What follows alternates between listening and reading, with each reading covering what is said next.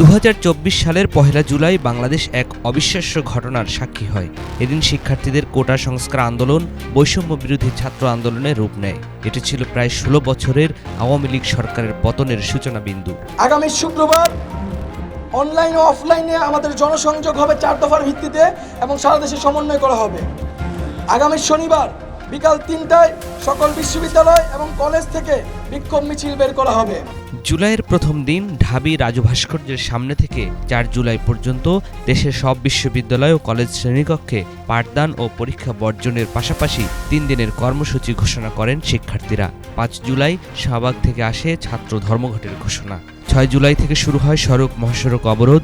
7 জুলাই শিক্ষার্থীদের অভিনব বাংলা ব্লকেট কর্মসূচিতে ঢাকা পুরোপুরি স্থবির হয়ে পড়ে।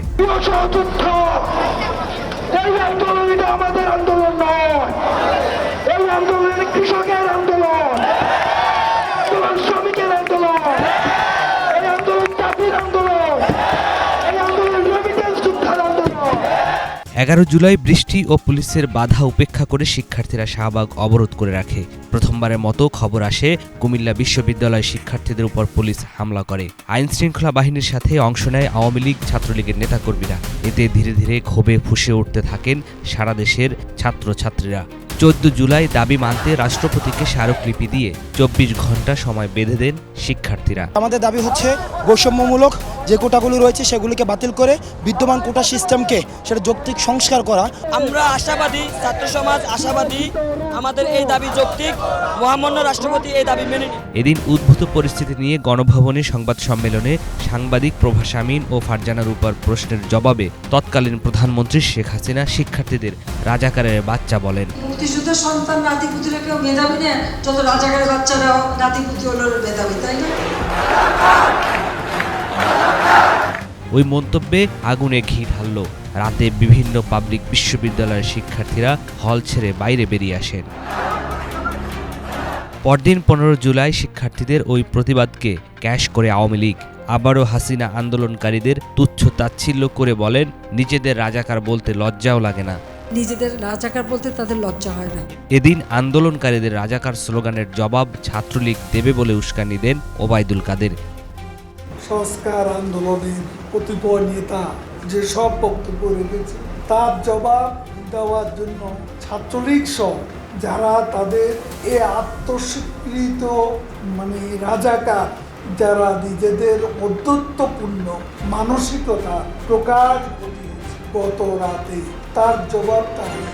এরপরেই বিকেল 3টায় ঢাকা বিশ্ববিদ্যালয়ে দফায় দফায় শিক্ষার্থীদের উপর হামলা চালায় ছাত্রলীগ। আন্দোলনকারীরাও ঘুরে দাঁড়ানোর চেষ্টা অব্যাহত রাখেন। এখানে সাধারণ শিক্ষার্থী না, ছাত্র দলের কর্মী। আপনি বলতেছেন সাধারণ শিক্ষার্থী, আমি বলতেছি এগুলো স্ট্রাইকের কর্মী। তারা প্রতিদিন 5000 করে লোকজন এই আন্দোলনে পাঠায়। এখন তারিখ যে আপনি আহ্বান জানাইছে, আপনারা তো এটা ফলো করে বলেন নাই।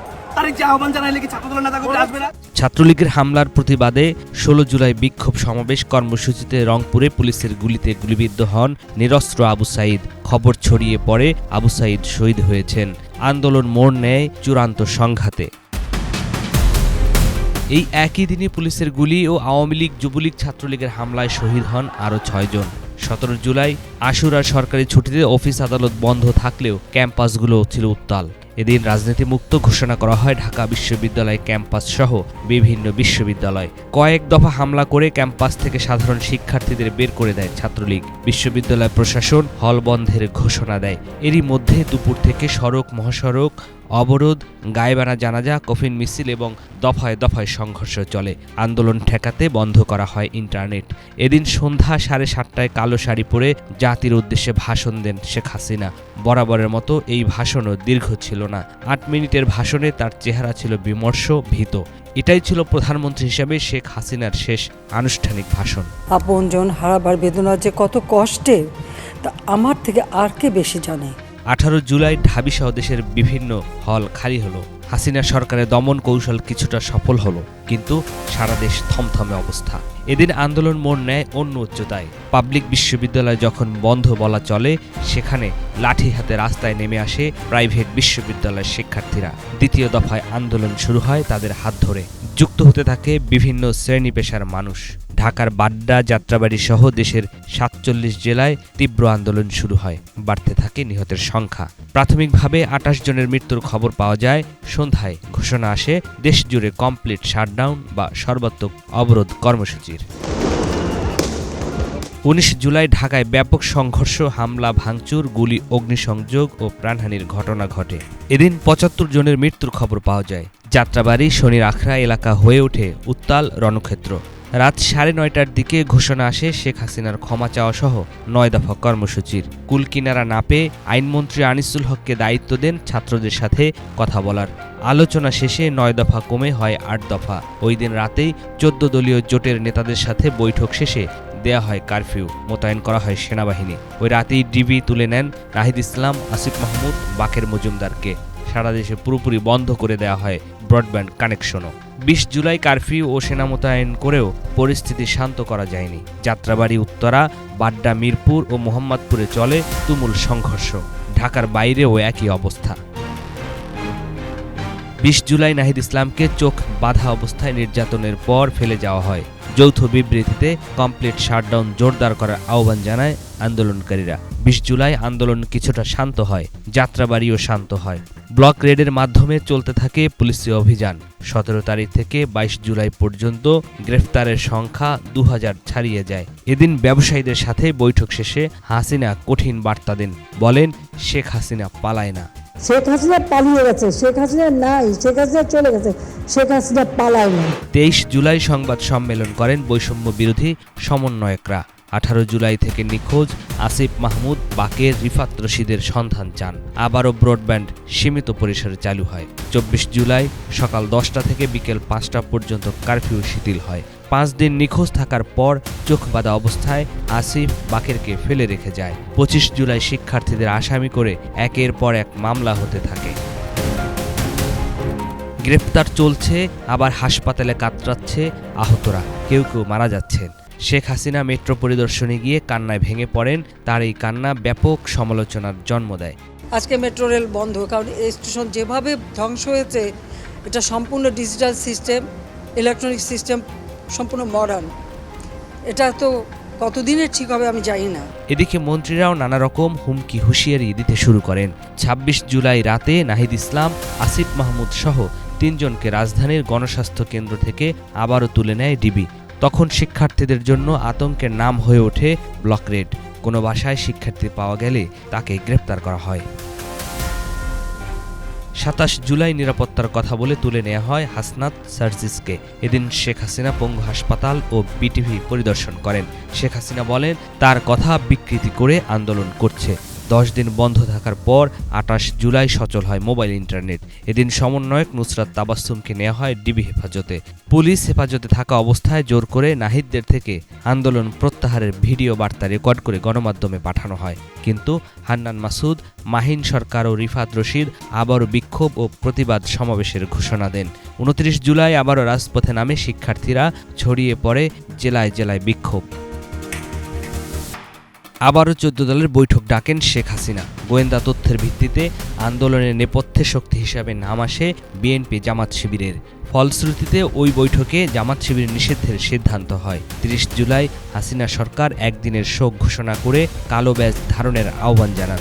অপরদিকে আন্দোলনকারীরা মুখে লাল কাপড় ও ফেসবুক প্রোফাইল লাল করার ঘোষণা দেন। এখানেই পরিষ্কার হয়ে যায় দেশের বেশিরভাগ মানুষ কোন পক্ষে। ৩১ জুলাই মার্চ ফর জাস্টিস শিরোনামে পদযাত্রা কর্মসূচি পালন করে শিক্ষার্থীরা। এদিন পুলিশ আবারও চড়াও হয় শিক্ষার্থীদের উপর। সন্ধ্যায় ঘোষণা আসে রিমেম্বারিং আওয়ার হিরোজ নামে নতুন কর্মসূচি। ১ আগস্ট ব্যাপক সমালোচনার মুখে ও ৩২ ঘন্টা অনশনের পর ৬ সমন্বয়ককে ছেড়ে দেয় ডিবি পুলিশ। এদিন সন্ত্রাস দমন আইনে জামাত শিবিরকে নিষিদ্ধ করা হয়। ২ আগস্ট গণহত্যা ও নিপীড়ন বিরোধী শিল্পী সমাজ বিক্ষোভ করেন। সন্ধ্যায় সর্বাত্মক অসহযোগ আন্দোলনের ডাক দেয় বৈষম্য বিরোধী ছাত্র আন্দোলন। ৩ আগস্ট ঢাকাসহ সারা দেশের সড়কে আবারও নেমে আসে ছাত্র জনতা। বিভিন্ন স্থানে আন্দোলনকারীদের সাথে পুলিশ, আওয়ামী লীগ, যুবলীগ, ছাত্রলীগের নেতাকর্মীদের ব্যাপক সংঘর্ষ হয়। রাত ৩টায় শহীদ মিনারে সমাবেশের ঘোষণা আসে। দুপুর থেকে সেখানে জড়ো হতে থাকে ছাত্র জনতা, অভিভাবক, শিক্ষক, পেশাজীবী, সাংবাদিক, রাজনীতিবিদ, সংস্কৃতি কর্মী সহ নানা শ্রেণী পেশার মানুষ। ওই সমাবেশে নাহিদ সহ প্রথম সারির সমন্বয়করাও যোগ দেন। সমাবেশে শেখ হাসিনা এবং তার মন্ত্রিসভার পদত্যাগের এক দফা দাবির ঘোষণা করেন নাহিদ ইসলাম। সারা দেশে অসহযোগ আন্দোলন কর্মসূচির ঘোষণা করা হয়। সরকারের আলোচনার প্রস্তাব প্রত্যাখ্যান করে বৈষম্য বিরোধী ছাত্র আন্দোলনের নেতারা। সরকার পতনের ডাক আসায় 4 আগস্ট মরিয়া হয়ে মাঠে নামে সরকারের সকল বাহিনী ও শেখ হাসিনার দলের লোকেরা। অসহযোগ আন্দোলন ঘিরে ওই দিন 98 জন নিহত হন।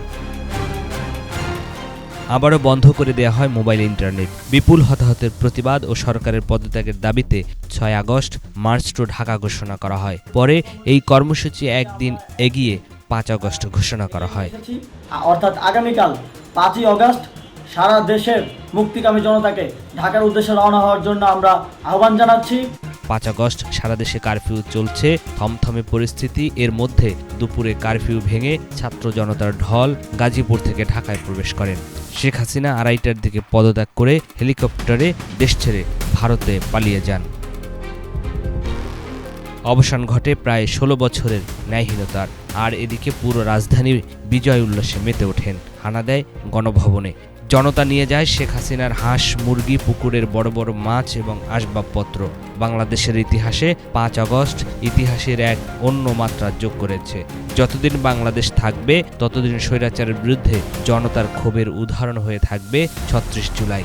এই 36 জুলাই হয়ে রইল বাংলাদেশের ইতিহাসে অন্যতম তাৎপর্যপূর্ণ একটি দিন। শিক্ষার্থীদের এই আন্দোলনে তৎকালীন বিএনপির ভারপ্রাপ্ত চেয়ারম্যান তারেক রহমানের সরাসরি নির্দেশে বিএনপি, ছাত্রদল, যুবদল, স্বেচ্ছাসেবক দল, মহিলা দল স্বতঃস্ফূর্ত অংশ নেন। এতে বিএনপি এবং এর অঙ্গ সংগঠনের কয়েক শত নেতাকর্মী শহীদ হন।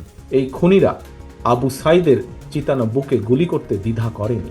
শহীদদের রক্তের দাবি মেটাতে বরং এই মুহূর্তেই দফা একটাই দাবি, দফা 1 দাবি 1 খুনি হাসিনার পদত্যাগ। নিয়াজ মাখদুম, বাংলা ভিশন, ঢাকা।